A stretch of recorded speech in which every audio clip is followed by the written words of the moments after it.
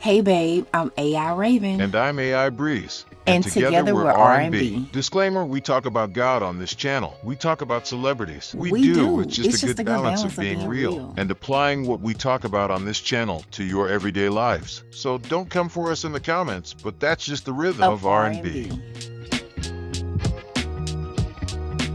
What is up, everybody? Hope your day, evening, or night is going well. Happy New Year. Happy 2025, y'all. We haven't told our AI family Breeze Happy New Year. Happy New Year. So, yeah, this is the R&B podcast where we are streaming here on YouTube. Hopefully, we can get the podcast on other platforms pretty soon. But right now, our main source is YouTube. And we may decide to add a few clips from the podcast to our TikTok account, which is Raven the Beauty. That is my personal brand TikTok right now. But y'all know TikTok is going through something. So I don't know how long we're going to continue to upload that, but right now the main source is YouTube. And if you're looking for the spelling of Raven the Beauty, honey, check out my sweatshirt and you'll be able to get the exact spelling of Raven the Beauty. So I am Raven, and this is my co-host, the man of my dreams, the love of my life, the one and only Breeze, but I call him Breezy, baby. How you doing, Breeze? All right, babe, that was a great introduction.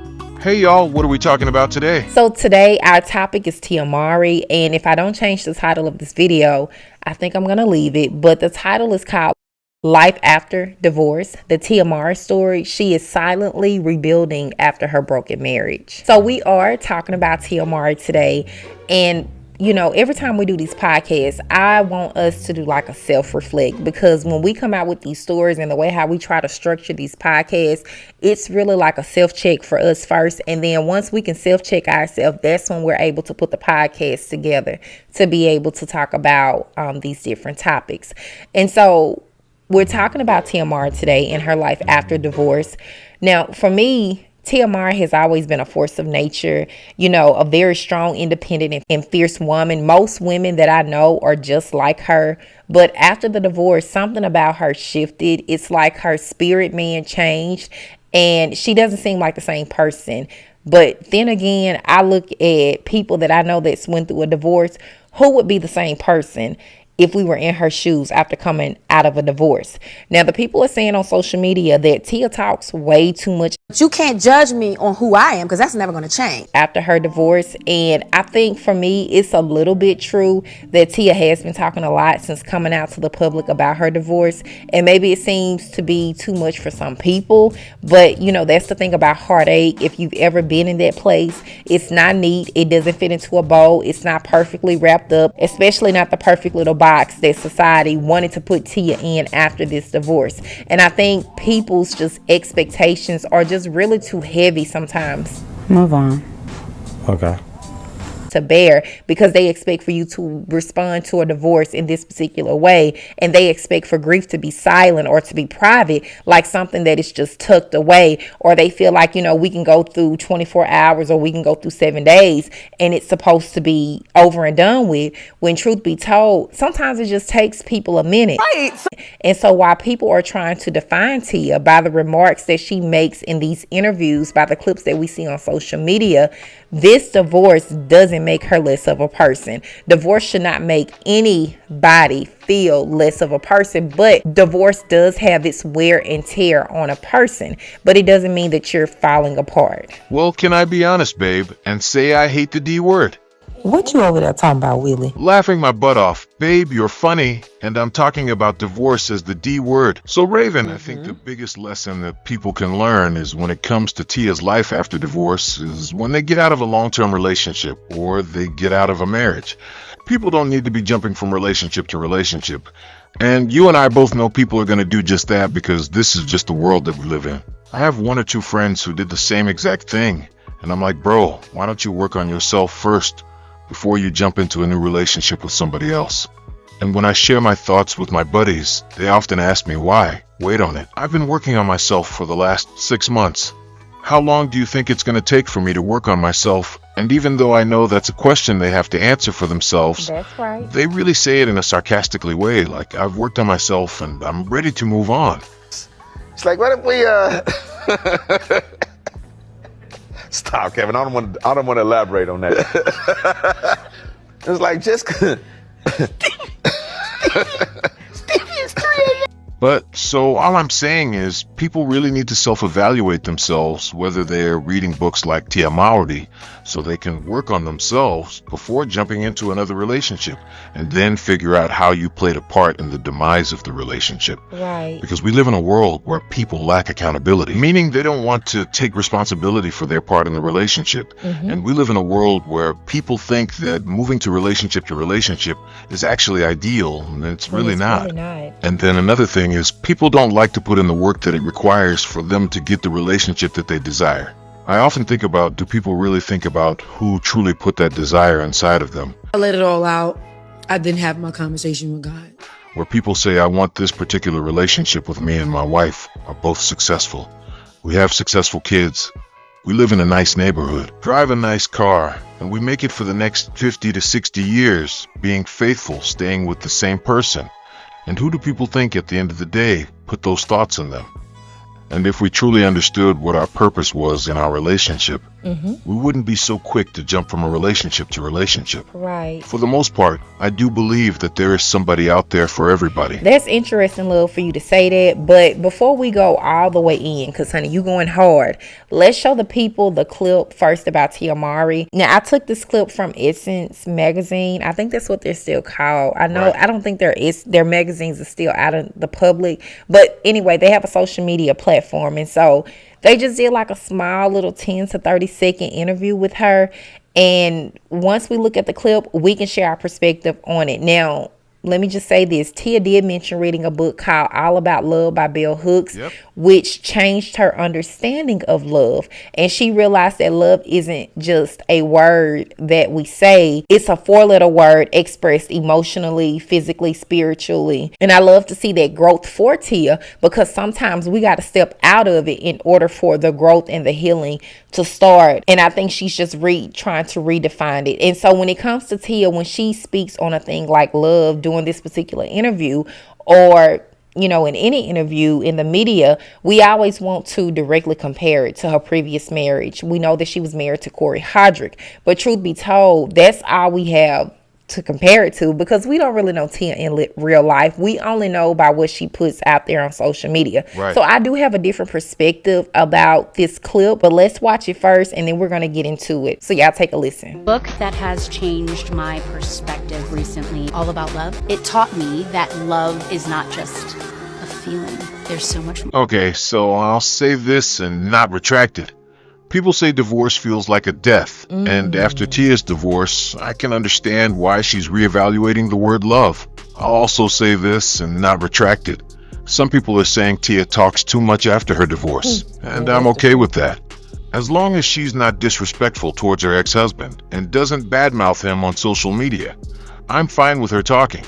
For many women, talking is part of the healing process and can be therapeutic. However, there should be a line drawn in the sand where you don't cross over into talking about your ex badly or disrespecting him, especially when he is the father of your kids, where it causes him to get a bad reputation unless he's done something to deserve it. And I think people can read between the lines when I say that. On the other hand, people saying Tia needs to go back to her husband. I don't agree with the social media comments about that. At the end of the day, if going back won't make her a better person, why would she want to go back? Right. Now, I'll say this. She could go out there, start her healing process, and come back to the marriage. But she shouldn't come back to the marriage the same way she left it. And the same goes for her ex-husband. If they ever do come back together, she shouldn't re-enter that marriage knowing that he's the same person he was before they got divorced. In my opinion, it's just not going to work. How do you feel about it, Raven? To a certain extent, babe, I do. I agree with you about the part where she can talk about her divorce all she wants. But can I be honest? I guess when I look at Tia's interviews online, right, I see just the little clips here and there. I don't automatically associate, like, for example, the clip I just played, I don't automatically associate that clip with she's talking about her divorce in particularly, or that she's talking about her ex-husband specifically. I look at it as though she is reinventing herself, and that's the message that she's trying to spread. And honey, she's just bringing us on for the ride. And with her trying to reinvent herself after a divorce, people need to understand that we can reinvent ourselves while being married in a marriage to another person. It does sound crazy, but you can do it. But I think a lot of us, when we get to that point to say, oh, I'm not the same person you met in the beginning of this relationship. When we say those words to our spouse, I believe sometimes those words almost come off as fighting words. They come off as very confrontational to the person that we're saying those words to in the relationship, because at the end of the day, your spouse does not want to hear those words. Like, it's almost like, well, you're growing and I'm not, and how do we navigate? But this is where I say marriages work. I believe if you're truly honest with the other person in the relationship to say, hey, I'm not the same person you met at the beginning of the relationship, and something about me is changing. I believe that the person you're saying those words to have a responsibility to embrace the changes that you're going through. Like, it should be no question to say, hey, I'm going to support you no matter what.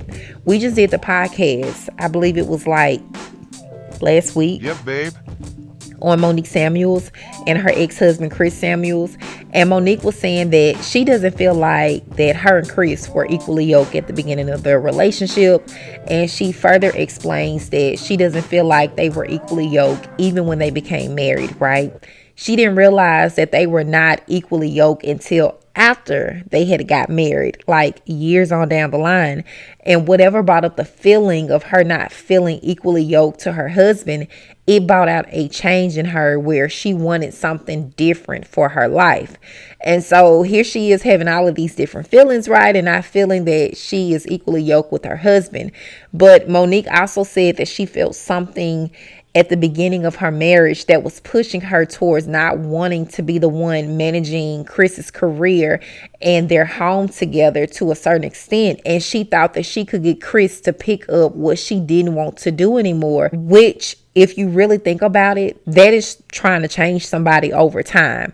You think about, oh, I'm going to pick up the pieces for right now, and then hopefully they'll jump on board and begin to pick up some of the things that I don't really want to do right now. But how many of us know that you cannot get anybody to change? I don't care if it's a spouse, a sister, a friend. People change when they want to change. And I feel like the things that Monique wanted for her life, those feelings and those thoughts were there at the beginning of her marriage, but it became stronger and stronger as she grew into herself. And that's where it goes back to, who are you purpose to be in life? Because your purpose is there in the beginning of a relationship. We wanted to remind everybody that everybody has a purpose. No matter how old you are, no matter how young you are. Your purpose is there at the beginning of your life. And that's why you need to be aligned with the person that you're with. And how do you become aligned with the person that you're with? You literally have to know what your purpose is for your life. What's the purpose of your relationship? What's the purpose of your marriage? Do you and your partner have a shared meaning and a shared purpose in your relationship or your marriage? Most times, they never have a shared purpose. You and your partner should be walking together and committed to the same purpose. It's so easy for people to threaten to leave and threaten divorce and threaten to end the relationship. But when you two have a shared purpose in your relationship, it's so much easier to navigate conflict and elevate the purpose over the conflict. Find out exactly what the purpose of your relationship is. I believe before you enter into a relationship, and if that person does not align to who you are as a person, and I'm not saying that you're always going to get along, that you're always going to agree with one another, but if that person does not align to what your purpose is in your life, and you know without a doubt that what your purpose is in your life, then that's not your person. Right, when we lose a loved one in death, we're reminded that life continues. And in the same way, when a relationship ends through divorce, there is still life to be lived. Sometimes the love we once had for others, perhaps even for ourselves, has to be torn down in order for us to reconstruct it in a healthier, more profound way. This is not easy, but it is necessary. Isaiah 61 verse 3 tells us that God gives beauty for ashes, the oil of joy for mourning, the garment of praise for the spirit of heaviness. In times of pain and loss, God offers the grace to rebuild what was broken and to transform sorrow into joy. To rebuild love means to redefine it, both for ourselves and for the relationships we will form in the future. And this is where the deep work comes in. It's not just about patching things up, It's about discovering new ways to love. 1 Corinthians 13 verses 4 to 7 teaches us that love is patient, kind, and not easily angered. It bears all things, believes all things, hopes all things, and endures all things.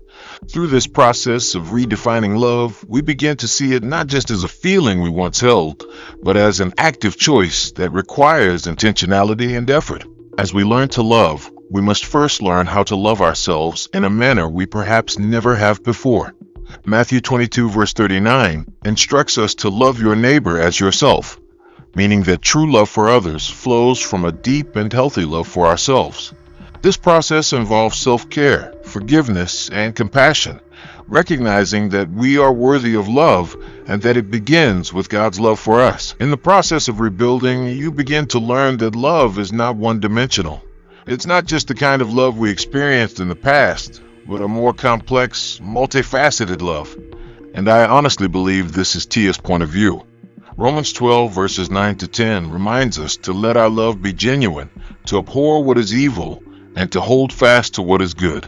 Love isn't just about affection or words, it's about action, commitment, and a willingness to treat others with kindness, humility, and grace. As we rebuild and redefine, we also discover new ways to express love, how to say it, how to show it, and how to live it out in our everyday lives. And as we go through this journey of transformation, remember that God is with us every step of the way. The rebuilding process may not be quick, but it is a work that God will continue in us, shaping us into vessels of His love, grace, and mercy. Really, it's a continuing educational thing about yourself. You know how you go to work sometimes, and they say that you have to continue your education, especially like in the medical field. It holds true in your love life, especially when you begin to show that love to yourself, because you have to pour love into yourself first, before you can disperse that love to your children, to your spouse, to other family members, to friends, to people at work. And when you begin to love yourself so much, that love will begin to show up in other areas of your life. I'm telling you, you'll want to buy your enemies, the people you don't like at work, a Christmas gift because you amplify love so bad. And it seems like Tia is in the process of rethinking not only her love and relationships, but also her understanding of love itself, which is a crucial aspect of healing.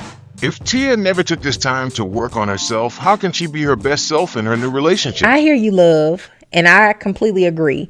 Divorce can absolutely feel like death.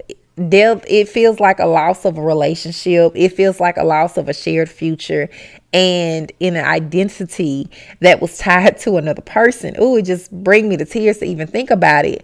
You know, we personally have not went through anything like that, but my heart goes out to like even friends and family members that have went through those things, because I have seen it happen to close friends, and I have seen how we can tear up the dynamics of even like the children and the foundation that you've worked so hard to build and establish for yourself. I think too, when you start off in a relationship, you identify with a particular love language. And then over time, some people in a relationship choose to identify with that same love language forever.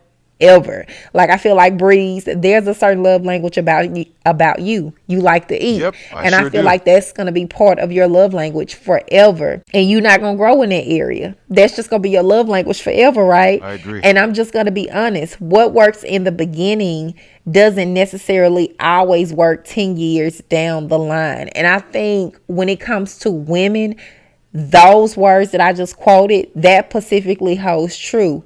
Relationships do evolve, and so do the ways people experience and express love. So the ideal that what worked at the start of a relationship may not be enough as time goes on. And it's so important to recognize those things in your spouse. Honey, you got to stay woke. You can't be on that lazy love. You got to be on that intentional love. Love is not static. Love grows, it will shift, and it requires effort to adapt as both individuals change in the relationship. Now, sometimes couples get comfortable in a certain pattern or a way of communicating, but if those patterns don't evolve with their emotional and personal growth, the relationship can feel stagnant or even distant over time. That's why I tell y'all, marriage is work. You're absolutely right. Tia also mentioned in this interview about family and her perspective on it as it being a community. We were just discussing this on the prayer call this morning when someone suggested that we all strive to have community in our lives. For instance, there should be individual Christians in your life who bring something unique to the table, and that's your community. Not everyone will contribute in the same way, but that's where the concept of a small circle comes in. Everyone in your personal circle should bring something unique to the table. For me, I have an accountability partner, people I can pray with, and those I can turn to for whatever I might need. It's foolish to say, I don't need anyone, because that's simply not true. The reality is, we all need the right people in our lives. As the prophetess always reminds us, it's important to surround yourself with those who are of like mind and spirit. Yes, absolutely, love. Oh my God. And I love the quote about having a small circle, right? Because it's a reminder that quality matters more than quantity. In any circle, the people who are closest to you should be people who add value to your life and not just take. You need people who are there to encourage you, challenge you, and support you in ways that matter. Sometimes it's not about having a large group of friends, honey, because we know how they can go sometimes.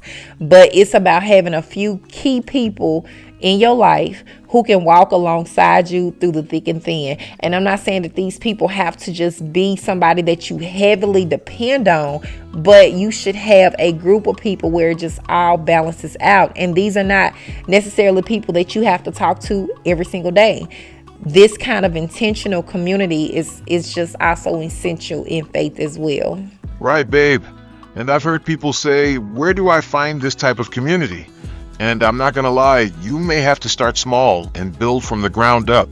But also, we talked in a previous video about having healthy boundaries. Meaning, if you're trying to build this type of community or you're trying to surround yourself with like-minded people, then you have to have boundaries established. It's essential for maintaining respect and creating a space where everyone can grow. Also, on our prayer call, the pastor was mentioning that we should not make people so common. That really stuck with me. She was saying that we shouldn't get too comfortable around others to the point where we lose the reverence and respect for the relationship. It means we shouldn't just do or say anything around people because we're familiar with them. We have to be mindful of the energy we bring and the conversations we allow, because true community should elevate us, not drag us down. Woo! Babe, as always, this was a good hot topic. Y'all, we wasn't necessarily talking about Tia, and this wasn't even supposed to be a YouTube video. This was supposed to be a YouTube short, right? But after we started brainstorming about the conversation and we started talking about it, honey, it just turned into a whole big deal. So we're going to go ahead and wrap up the R&B podcast with Raven and Breeze. I want to thank you guys for listening. Thank you from the bottom of our hearts. Remember to check out our email address in the description box to send an email for your questions, or you can just drop them in the comment section of this video. And the question that we want to leave you with today is, do you think that marriages work? So as always, thank you guys for listening to the podcast. We really appreciate it again. And let us know what your biggest takeaway was from the topic about Tia Mowry's life after divorce. All right, y'all. We'll talk to you in the next podcast. Bye. Yep, bye.